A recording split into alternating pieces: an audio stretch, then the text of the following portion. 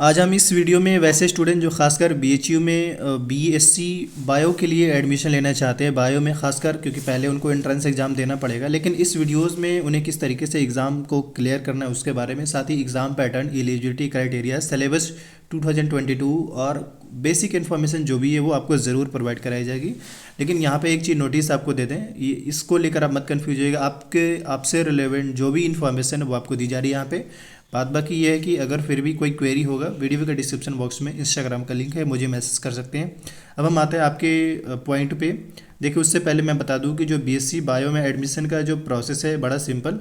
BHU entrance exam, BHU जो खुद का जो एंट्रेंस एग्ज़ाम लेता था अब नहीं लेता है, उसका एग्ज़ाम एनटीए लेता है और एनटीए एग्ज़ाम कंडक्ट करेगा और उसके बाद फिर जो आपके मार्क्स आएंगे उसी के बाद आपकी काउंसलिंग होगी एंड देन फिर आपका एडमिशन होगा। ये प्रोसीजर आज के टाइम में है। अब हम इसमें अगर बात कर ले तो सबसे पहले एप्लीकेशन फॉर्म मार्च से अप्रैल के बीच में आ सकता है और जून से जुलाई के बीच में आपका एग्ज़ाम हो सकता है।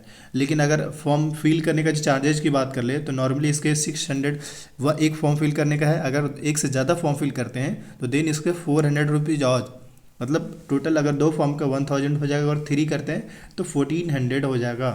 तो ये मतलब पर फॉर्म जो बढ़ते हैं तो आपको 400 आपको पे करना पड़ता है। बाद बाकी अगर अपडेटेड आना चाहते हैं तो आपके लिए ज़रूरी है कि bhu.nta.nic.in वाले वेबसाइट पे ज़रूर अपडेटेड रहें, या फिर BHU ऑनलाइन वाले वेबसाइट पे भी अपडेटेड रह सकते हैं, क्योंकि जो एनटीए वाले वेबसाइट पे दिखेगा वही आपको BHU के वेबसाइट पे मिलेगा। बट ज़रूरी है आप अपडेटेड रहें और ऑफिशियल वेबसाइट को जानें, ताकि बाद में जब कभी आप एडमिशन या फिर BHU का पार्ट हो तो आपको कोई दिक्कत नहीं हो। इसके अलावा अगर हम बात कर ले तो सबसे पहले हम आपके कोर्स पे ही जाते हैं, थोड़ा सा कोर्स का इंट्रोडक्शन करा दें। देन ये रहा आपका बीएससी बायो ग्रुप। अगर हम इसमें सीट्स को लेकर बात कर ले तो फैकल्टी ऑफ साइंस में जो सीट्स है यहाँ पे वो 383 है और महिला एमएमबी में जो है वो 193 सीट्स है वहाँ पे। इसी वजह से फॉर्म ज़्यादा फिल होते हैं, क्योंकि वहाँ पे अदर यूनिवर्सिटी के कंपैरिजन में यहाँ पे सीट्स ज़्यादा हैं। इसके साथ ही यहाँ पे अब हम आपको उसके रिजर्वेशन का क्योंकि अभी इसके बाद जो है वो रिजर्वेशन का क्राइटेरिया यहाँ पे ऐसा नहीं है कि सिर्फ बीएचयू में ही रिजर्वेशन है। जितने भी इंडिया में सेंट्रल यूनिवर्सिटीज़ हैं उन सभी में रिजर्वेशन का क्राइटेरिया है। सब में बस अलग अलग, कुछ में कुछ और का वेटेज कहीं ज़्यादा है, कुछ में कम है, बट रिजर्वेशन सभी में है। इसमें अगर रिजर्वेशन की बात कर ले तो 15% एससी और एसटी स्टूडेंट्स के लिए 7.5%। इसके साथ ही मतलब रिजर्वेशन उनका। इसके बाद अगर हम बात करें तो ओबीसी कैंडिडेट को 27% का यहाँ पे रिजर्वेशन है और ईडब्ल्यूएस कैटेगरी का यहाँ पे 10% का रिजर्वेशन है, और जिनके अंदर डिसेबिलिटीज हो उनको 5% का रिजर्वेशन मिलता है। और वैसे स्टूडेंट जिन्होंने अपने बोर्ड टाइम में अच्छा करा हो उनको भी यहाँ पे मिलता है रिजर्वेशन, और जो एम्प्लॉई वार्ड है उनको भी यहाँ पे रिजर्वेशन है। इसके साथ ही पेड सीट्स में यहाँ पे रिजर्वेशन है, पेड सीट्स के लिए भी, और सीट्स और स्पोर्ट्स में जिस कैंडिडेट ने अच्छा करा हो उनको भी यहाँ पे रिजर्वेशन मिलता है, फॉरेन नेशन स्टूडेंट्स के भी।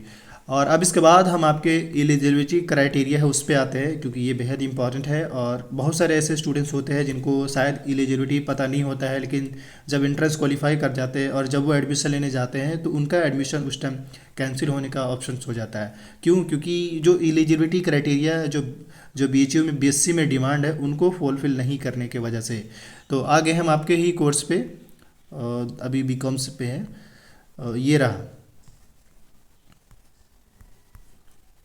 आपको यहाँ पे दिख सकता है ये BSc honours faculty bio group, और ऑब्वियसली बैचलर 3 ईयर्स के होते हैं तो ऑब्वियसली कोर्स का कोड 182। इसका मतलब जो आपके एंट्रेंस का क्वेश्चन पेपर होगा उसमें 182 अगर मेंशन है, इसका मतलब बीएससी ऑनर्स बायो ग्रुप का वो क्वेश्चन है। अब हम अगर बात कर ले इसमें एलिजिबिलिटी, आपने जहाँ कहीं से भी 10+2 किया है बट एटलीस्ट 50% होना चाहिए। लेकिन जो सब्जेक्ट है वो ज़्यादा, जैसे ऐसा नहीं कि आर्ट्स वाले बंदे इसमें फिल कर देंगे, साइंस वाले बंदे ही फिल कर पाएंगे, क्योंकि यहाँ पे फिजिक्स केमिस्ट्री प्लस बायो हो या फिर जियोलॉजी हो and geography must be pass in each concern 3 subject supported certificate by examination body. तो ये कुछ इस तरीके से है। अब इसके बाद इसमें एज लिमिट को बात कर ले तो 22 ईयर्स से आपका ज़्यादा नहीं होना चाहिए, और सीट्स को मैंने आपको पहले ही बता दिया क्योंकि सीट्स जो है वहाँ पे फिक्स है, और एज लिमिट का तो मैंने आपको बता ही दिया। बात बाकी ये है, अब मैं आपको उसके सिलेबस के बारे में और एग्ज़ाम का जो पैटर्न होगा उसके बारे में हम अब बात करेंगे। एक चीज़ थोड़ा ऐड कर दें यहाँ पे कि आपका जो एग्ज़ाम जो होगा वो सीबीटी मेथड होगा। ये अलग बात है कि लास्ट ईयर थोड़ा सा किसी वजह से ऑफलाइन मोड ऑनलाइन मोड दोनों हुआ था, लेकिन इस साल मोस्ट प्रोबेबली आपके ऑनलाइन मोड यानी कंप्यूटर बेस्ड होगा, तो आपको सिंपल सिस्टम पे आपको जाके बैठना होगा और उसके बाद आपके एग्ज़ाम्स होंगे। तो आप थोड़ा सा प्री प्लान रहिएगा, तैयार रहिएगा, चांस ज़्यादा है। अब जो है हम आपके ये रहा आपका बीएससी बायोलॉजी का। कह रहा there shall be one paper of 150 minutes 2.5 hour duration carrying 60 marks and 150 MCQ based on +2 examination. Thus the paper shall be contain physics, chemistry, bio containing 50 each question. इसका मतलब है कि आपका एक क्वेश्चन पेपर रहेगा, उस क्वेश्चन में 50 physics से, 50 केमिस्ट्री से एंड 50 बायो से पूछा जाएगा।